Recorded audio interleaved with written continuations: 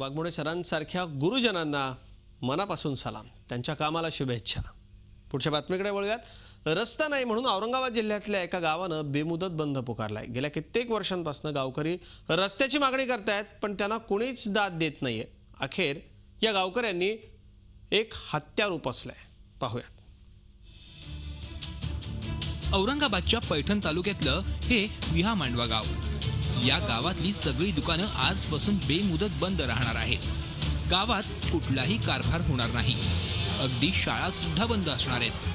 हा बंद पुकारण्याचं कारण म्हणजे या गावाला जोडणारे रस्ते कित्येक वर्ष खराब आहेत। या रस्त्यांची दयनीय अवस्था झाली आहे। पाचोड या मोठ्या गावापासून विहामांडवाच्या रस्त्याला लागलं की सुरू होतात नरक यातना। संपूर्ण रस्ताच उखडलाय। रस्त्यावरील पूल कधीच खचलाय, त्यावरून आता ओढा वाहतोय। ओढ्याच्या पाण्यातूनच मार्ग काढत कसरत करावी लागते। कसे तरी ओढ्यातून जीव बाहेर घेऊन निघालो की समोर लागतो तुटलेला पूल। हा पूल पावसानं अर्धा वाहून गेलाय, उरलेला कसा बसा उभा आहे। या पुलावरून जाणं म्हणजे मृत्यूला आमंत्रण। या पुढचा रस्ता पूर्ण चिखलात हरवलाय। रस्त्याची अशी दयनीय अवस्था असताना कुणालाही त्याचं सोयर सुतक नाही।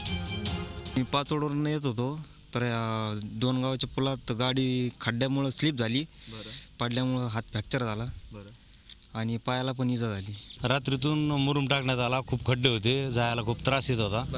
अचानक ते रात्रीच ट्रॅक्टर आणून त्यांनी मुरुम वगैरे टाकला, खड्डे बुजवण्यात आले। आता मुरुमाचा इतका त्रास होतोय का माणूस स्लिप होऊन गाडी पडते, चिखल झाला सगळा पाऊस आल्यामुळं। मुरुमाचा टाकून उपयोगच नाही आला काही। हिरडपुरी गावातून येणारा पूल तर जणू सावित्री नदीवरील पुलाचीच आठवण करून देतो। पूल पूर्ण भेगाळलाय, अगदी पडण्याच्या मार्गावर आहे। विहामांडवा गावाची लोकसंख्या 15,000 आहे। आजूबाजूच्या 37 गावांची हीच बाजारपेठ। तरीही रस्त्यांची अशी दुर्दशा झालेली। हे रस्ते सुधारण्यासाठी आणखी किती वेळ वाट पाहायची असा सवाल महिला करतायत। स्मशानभूमी जवळचा पूल आहे ना, तिथे गाडी अडली, इतकं पाणी साठलेलं होतं, सगळे लोक उतरले विहामांडव्यातले, पण मी एकटी लेडीज मी काही उतरू शकले नाही। तसंच घेऊन माझ्या बाळाला घेऊन गाडी वापस पैठणला गेली आणि पैठणला रात्री माझे एवढे हाल झाले त्या रस्त्यामुळे, तर अजूनही तो रस्ता तसाच आहे। आज मुलगा माझा 19 वर्षाचा झाला तरी त्या रस्त्यात काहीही सुधारणा झालेली नाही। दानवे वगैरे झाले, त्यांनाही सांगितलं, भुमरे साहेबांनाही बऱ्याच वेळा सांगितलं तुम्ही रस्त्याची काहीतरी सुधारणा करा, पण अजून कोणत्याही पुढाऱ्यांनी आमच्या रस्त्याकडे लक्ष दिलेलं नाहीये। आणि काही वेळेस जर एखादी महिला इथून डिलिव्हरीसाठी नेतो आम्ही, तर डिलिव्हरी तिचं दवाखान्यात न जाता औरंगाबादला पाचोडला न होता तिची डिलिव्हरी, ती नाविलाजाने कुठेतरी रस्त्यातच डिलिव्हरी होती।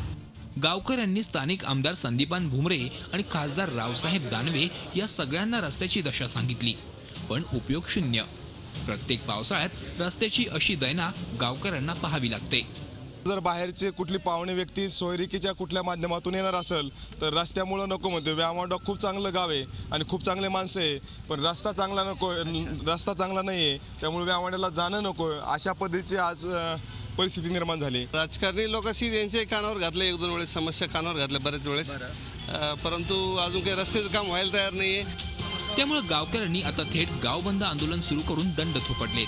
निदान आता तरी प्रशासन आणि राजकारणी गावकऱ्यांच्या मागणीकडे लक्ष देतात का, हेच पाहायचंय। विशाल करोळे, झी मीडिया, औरंगाबाद। झी 24 तास रहा एक पाऊल पुढे।